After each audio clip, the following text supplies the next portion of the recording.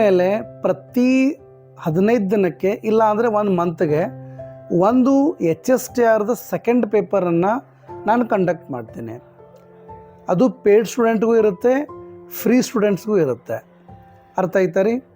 ಆ ಟೆಸ್ಟ್ನಲ್ಲಿ ಯಾರು ಹೈಯೆಸ್ಟ್ ಮಾಡ್ತಾರೋ ಅವ್ರಿಗೆ ಬ್ಯಾಗ್, ಟೀ ಶರ್ಟ್ಸ್ ಅಥವಾ ಸಮಥಿಂಗ್ ಎಲ್ಸ್ ನಾವು ಗಿಫ್ಟಾಗಿ ಕೊಡ್ತಾ ಇರ್ತೀವಿ. ಅದಕ್ಕೆ ಎಲ್ಲರೂ ನೀಟಾಗಿ ಪ್ರಿಪೇರ್ ಆಗಿ ನೀಟಾಗಿ ಓದ್ತಾ ಇರಿ. ಯಾರು ಈಗಾಗಲೇ ನಾನು ಹೇಳಿರುವಂಥ ಕ್ಲಾಸಸ್ಗಳನ್ನ ನೋಡಿದ್ದೀರಾ, definitely they can able to score very well.